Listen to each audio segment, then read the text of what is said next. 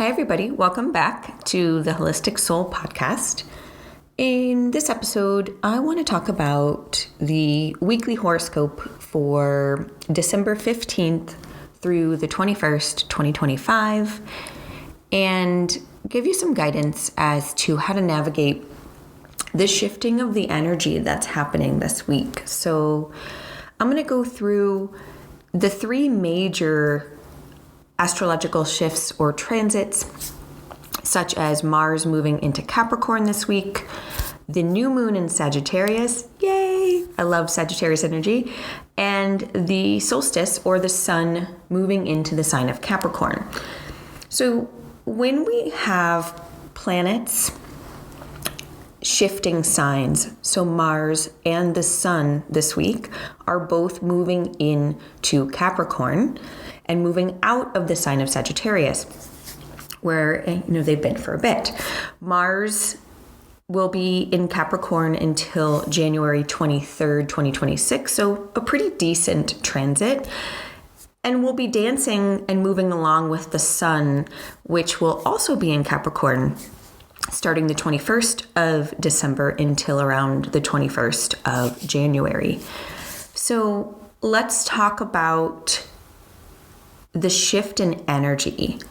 So we have been in Sagittarius season. In Sagittarius season, when the sun is in the sign of Sagittarius, we mark our seasons based on the movement of the sun through the zodiac.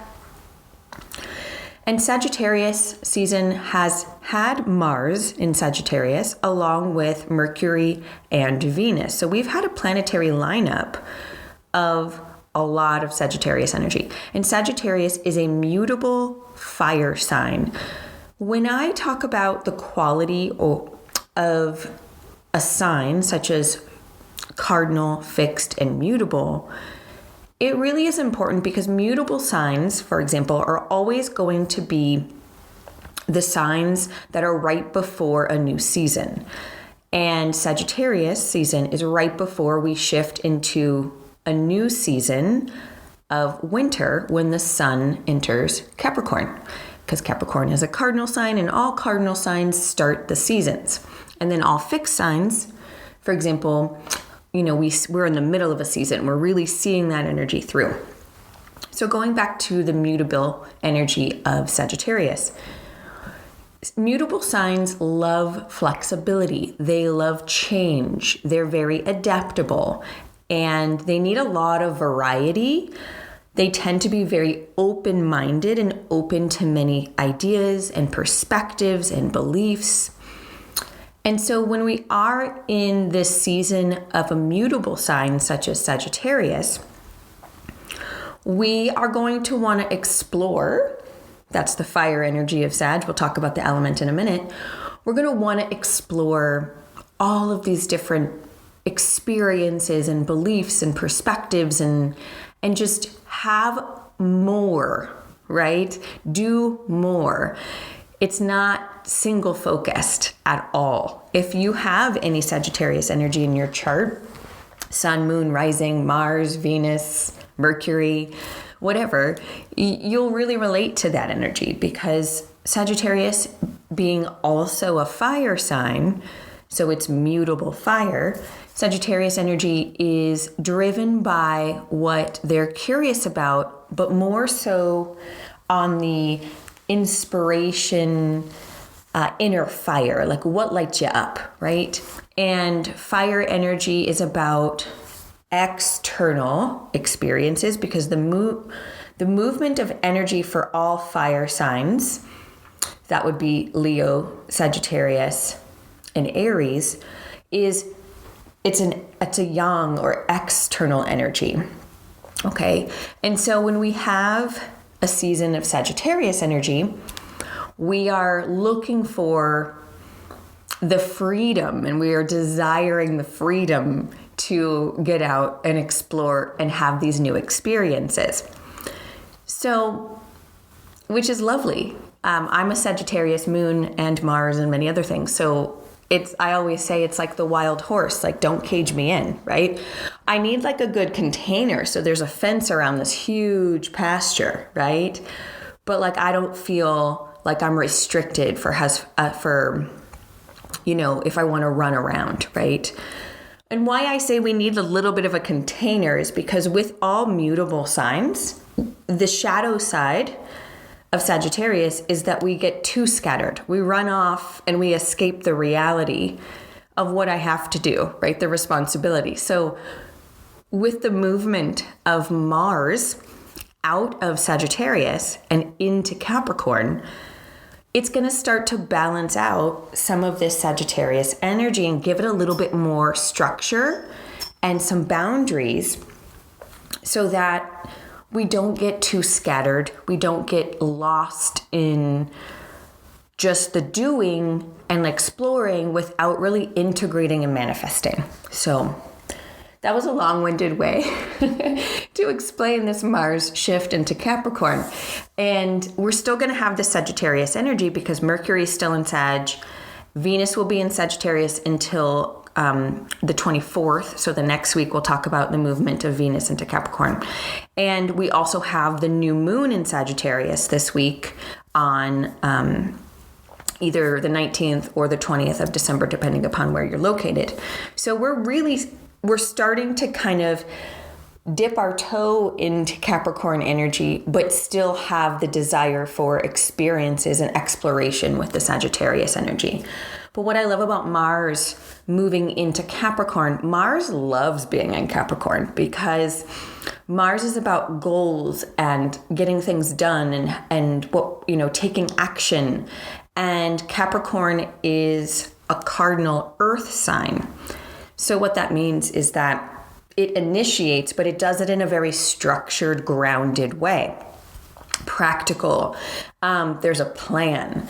For those of you who are born with Mars and Capricorn, which I love a good Mars and Capricorn placement in an individual, you are some of the most driven people I've ever met, okay? Like you set a goal, you're going to go after it, and you're going to make it happen. Like you're a powerhouse. You can get anything done.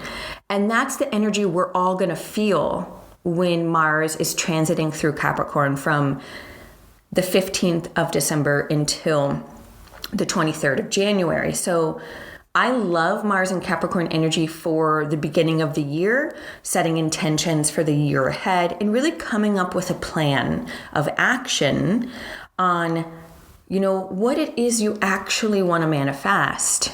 But you're going to do it in a sustained way. Okay, so we love Sag energy, and I love my Sagittarius moon, but she's a bit impulsive, right? She's a bit spontaneous and a bit driven by, Sagittarius is driven by like what I'm inspired, but sometimes that can fizzle out and we can get burnt out. That's the shadow side of all fire signs, is that they go hot, heavy, fast, but it's not sustainable. And Capricorn energy is sustainable because it's ruled by Saturn. So Saturn energy is like, let's come up with a long-term sustainable plan. And that's what Mars and Capricorn energy is about. I also love this time for, vision boards. And I was actually talking to, I had some friends over on Friday night to host a dinner party. And we're planning, instead of a vision board, we're going to be a becoming party where we create these vision boards, but they're ultimately like what we want to become in 2026. So if that resonates, maybe I'll do a post on that. But because I love the language matters, right? And what I love about, because vision boards is very Sagittarius. Here's the vision. It's also very Aquarius energy, right? It's like, here's the vision. But like becoming says there's like a grounded, sustainable, and manifesting energy to this, okay? It's not just a vision. I'm actually creating a plan, right? And that's what Mars and Capricorn energy is about. So we start to feel the shift on Monday, the 15th, when Mars enters Capricorn, and we start to kind of think about what's the plan? What's the plan of action? How do I take the vision, the inspiration that came to me during Sagittarius season, and it's also going to come to you this week when we have the new moon in Sag, okay? So how do I take this inspirational energy, this intentional energy, and come up with a grounded, sustainable structure so that I can actually manifest. What I love about earth energy, the element of earth, all earth signs are really good about manifesting because it's grounded into the reality of the everyday. And the balance of Capricorn with Sagittarius energy, they go about things differently, but they can work together to create and manifest. So with this new moon in Sagittarius coming up on the 19th or 20th, depending upon where you live, the new moon in Sagittarius will be at 28 degrees of Sagittarius. And it is a beautiful intention setting moon. It will be conjunct Venus, and it will still be close enough because it's at the late degree of Sagittarius that it will be in alignment with Mars and Capricorn. So there is very much a strong manifesting potential here. It will be squaring Saturn and Neptune, and around the same time, Mercury in Sagittarius is going to be squaring the nodes, the North Node and South Node. So the energy of this new moon in Sagittarius energy on the 19th or 20th of December is saying, what's the vision for the future? Where do you want to expand and explore? But also, because of the square of Mercury to the nodes and the square of this new moon to Saturn and Neptune, there's a bit of a pause. There's a bit of a check in with your mindset, check in with your perspectives. Any new moon, we set intentions, right? We're not taking all of the action. This goes back to Mars and Capricorn. What's the plan, right? We're setting the intention. We're planting the seed under the dark moon, right? In the depth of the soil. But we've got to come up with a plan of how we're going to fertilize that, how we're going to nourish that seed so that it begins to grow. When we have new moons, we're setting intention for the year ahead until we have the next new moon in Sagittarius at the end of 2026. So there's a really important energy of putting the seed into the soil, and then using that Capricorn energy we're going to start to build over the coming weeks of, okay, what's my plan of action to take care of and nurture this part of myself that I am becoming or plan to become in 2026. We're in a really pivotal shifting period of the year, right? Where we feel the possibilities, but we're still in 2025. We're reflecting on what this past year has taught you. Sagittarius is the natural teacher ruled by Jupiter. And so there's something about the lessons, especially with Mercury squaring the nodes at the same time. When I see Mercury square the nodes in a birth chart, I actually have that in my chart. When a planet squares the nodes, there's oftentimes lots of lessons karmically. So what that, my mentor and Stephen Forrest explained it as skip steps, right? So we feel like we have one foot in the past and one foot in the future, and we're kind of going back and forth, teetering, right? Of like, sometimes I'm in the past, sometimes I'm in the future. And we create this like, I take a step forward, I take a step back. I take a step forward, I take a step back. And so there's lots of lessons around whatever that planet, the archetype of that planet is. And for all of us around this time, it's Mercury. So it's our mindset, it's how we communicate, it's how we think. It's our beliefs in the sense of like the ideas that drive us to go into and learn about our belief systems, right?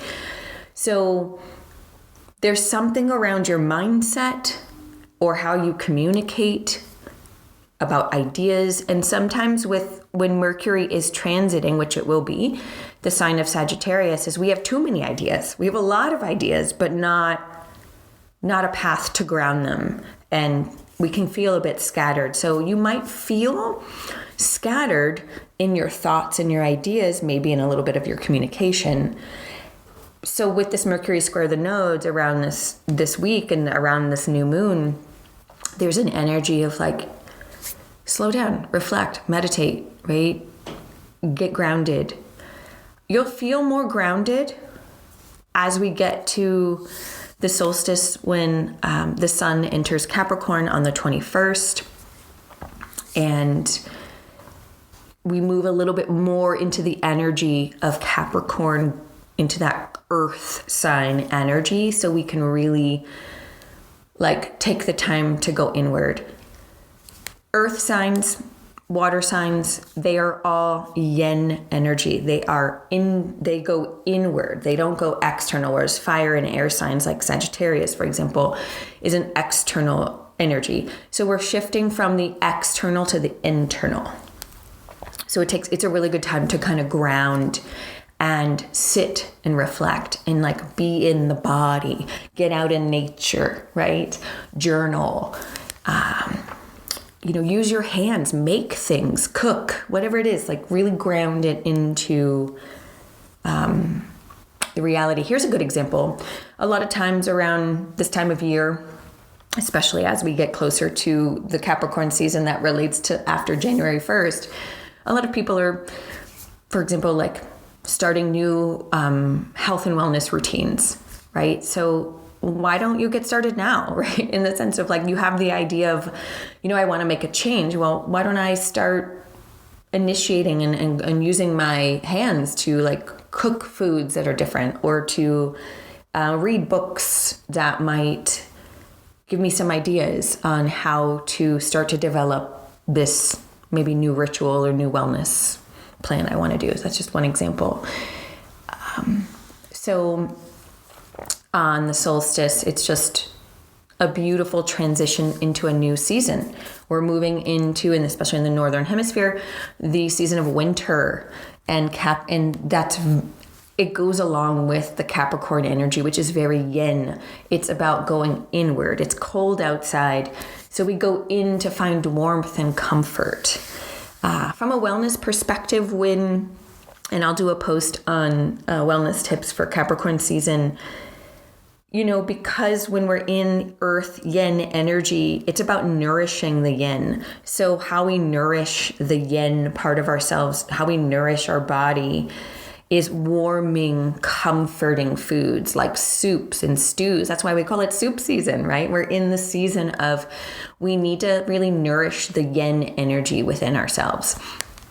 And because for a lot of us in the northern hemisphere, it's cold, right? And so it kind of naturally, we tend to eat these foods around this time of year, but really being intentional. One thing I will say, for example, if you're somebody who has a lot of earth energy in your chart, earth energy in astrology is cold and dry. So we, again, need to add moisture through soups and stews and warm teas, and the dryness. So watch out for consuming too many processed foods that are drying, like chips or crackers, things like that. And then the cold aspect of earth signs is that you watch out for cold foods. So for example, eating raw salads and things like that around this time of year isn't ideal, because we're already in a cold season. And when you add more cold, it naturally lowers your digestive fire, your vitality, your chi. When the sun is in Capricorn, our vitality, which is the sun represents life force vitality, has a bit of a cold nature to it.